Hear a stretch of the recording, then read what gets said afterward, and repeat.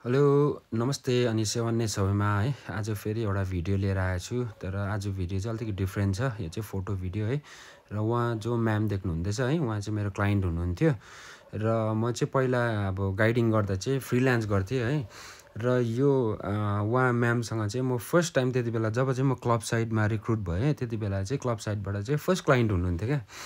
अन्त फर्स्ट डेमा चाहिँ ज्यादा थिएन, 3 दिनको अप एन्ड डाउन थियो। अन्त फर्स्ट डे चाहिँ हामी धोत्रे हाइकिङ थियो।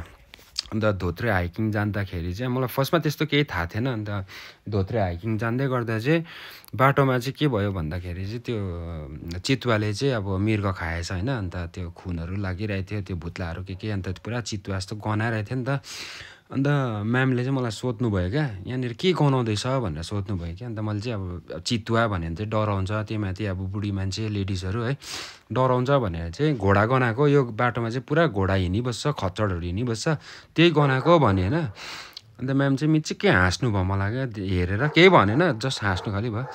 त्यहाँदेखि हामी धोत्रे हाइक गरेर त्यहाँदेखि भोलिपल्ट चाहिँ मलाई यो उयसमा माथि सिडरिनमा बस्नु भएको थियो नि त उहाँहरू चाहिँ। अन्त फर्स्टमा चाहिँ आजको टाइगर हिल जानुपर्ने थियो होइन। टाइगर हिल गएर आएर चाहिँ अन्त हामी यहाँनिर साइट सिन चाहिँ गर्दिनँ भनेन। अन्त साइट सिन गर्दिनँ, तर मलाई एउटा यस्तो यस्तो जग्गामा लैजा भन्नुभयो क्या।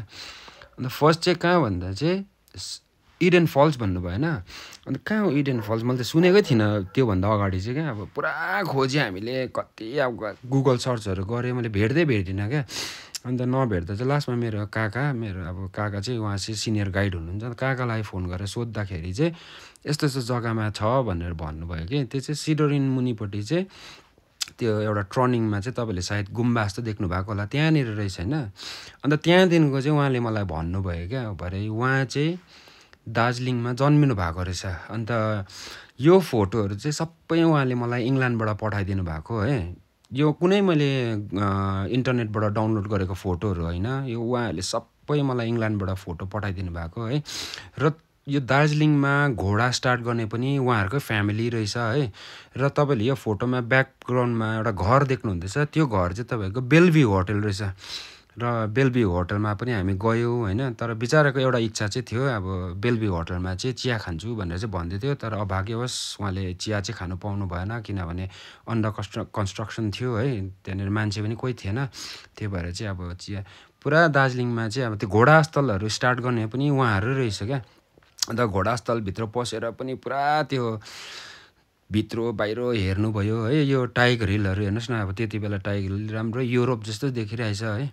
यति साह्रो खुसी हुनुभयो कि। तर लास्टमा चाहिँ त्यो हाम्रो के भन्छ, हाम्रो चौरस्तामा फाउन्टेन छ नि, फाउन्टेनमा बसेर चाहिँ यति रुनुभयो क्या। अब उसको उहाँको लास्ट इच्छा चाहिँ यही थियो अरे क्या। अब उसको आमाले पनि भन्नुभएको थियो अरे, एकपल्ट चाहिँ तँ चाहिँ दार्जिलिङ गएर चाहिँ सबै कुरा हेरेर आइज भनेर चाहिँ उहाँको अब लास्ट एउटा अब है दार्जिलिङ भिजिट गर्ने चाहिँ आएको रहेछ। र यो चाहिँ पुरानो फोटोहरू उहाँ सबै मलाई इङ्ल्यान्डबाट पठाइदिनु भएको उहाँहरूले है।